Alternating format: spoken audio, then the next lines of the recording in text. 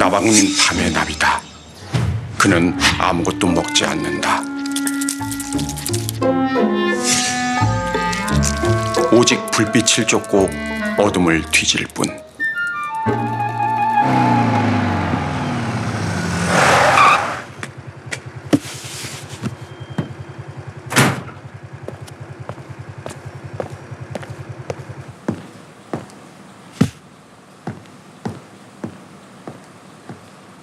녀석들을 만난 건 아주 우연이었다.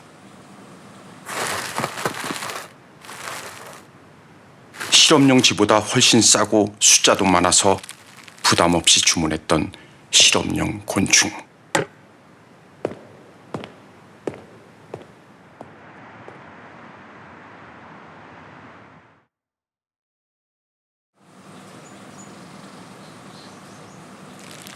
하지만 우연히 사건이 되는 일은 과학자들에게 드문 일이 아니다.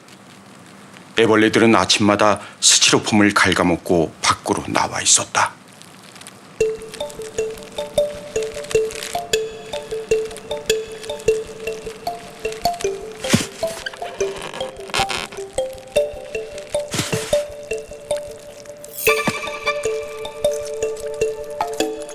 플라스틱을 갉아먹다니.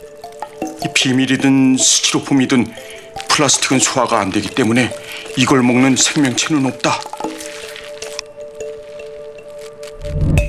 와, 이거 엄청난 발견인걸? 하지만 이미 2016년에 영국에서 논문이 나와 있었다. 벌집나방 장속 미생물이 플라스틱을 분해 소화하는데 미생물의 정체가 무엇인지는 아직 밝히지 못했다.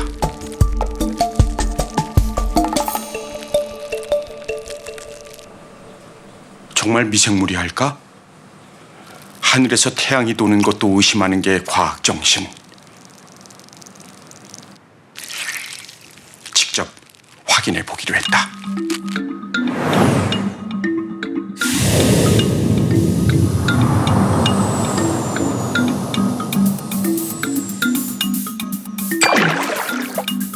결과는 장속 미생물을 없애도 잘 먹고 잘 소화했다.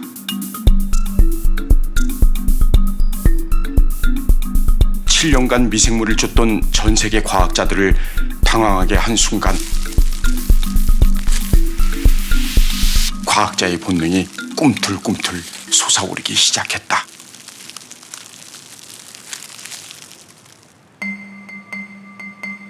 저 손톱만한 몸속에 무엇이 들어있길래 500년이 지나도 썩지 않는 플라스틱을 분해한단 말인가? 모든 물질은 흙에서 나서 흙으로 돌아간다. 썩지 않는 물질은 돌아갈 곳이 없으니 재앙. 인간이 만든 재앙이다. 하지만 하늘의 그물은 아무도 빠져나가지 못한다. 자연은 필요한 곳에 필요한 생명을 부른다. 사막의 낙타를 부르듯 썩은 나무에 흰개미를 부르듯 살 수 없는 곳엔 살아낼 수 있는 자를, 먹을 수 없는 곳엔 먹어낼 수 있는 자를 부른다. 그리고 여기 썩은 벌집에 그가 왔다. 밀랍을 먹어낼 수 있는 자.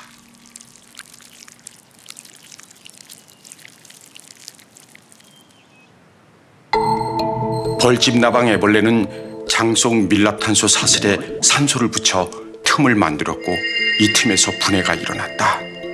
산소를 붙이는 효소 시토크롬 P450이 비밀의 열쇠였다. 벌집 밀랍엔 꿀을 담았으므로 물에 젖지 않는다. 플라스틱도 물에 젖지 않는다. 둘의 분자 구조가 거의 똑같은 이유다.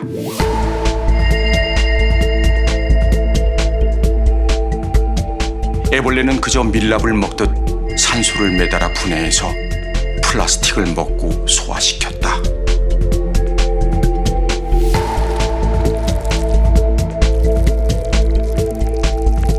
쇠가 산소와 결합하면 녹이스로 흙이 되듯이 화학 분해된 플라스틱은 소화되어 애벌레의 몸이 되었다.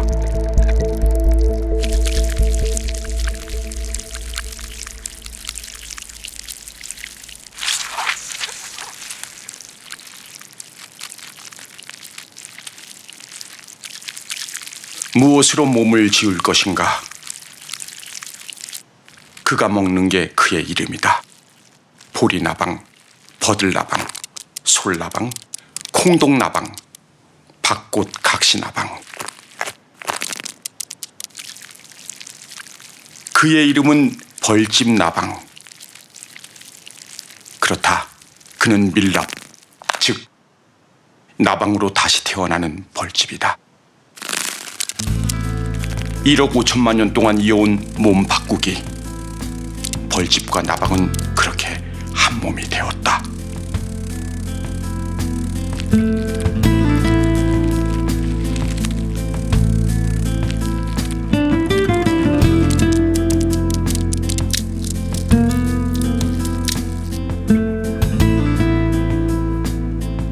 이제 벌집 나방의 진짜 몸이 나오는 시간. 하나, 둘, 셋. 완성을 꿈꾸는 미완성의 몸들.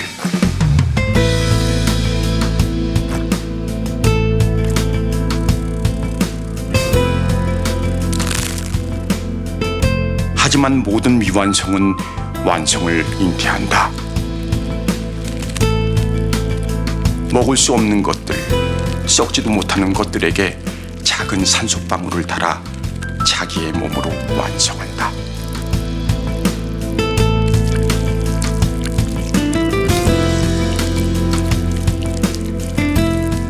다시 내가 먹은 게 나의 이름이다. 나의 이름은 꿀벌집 나방.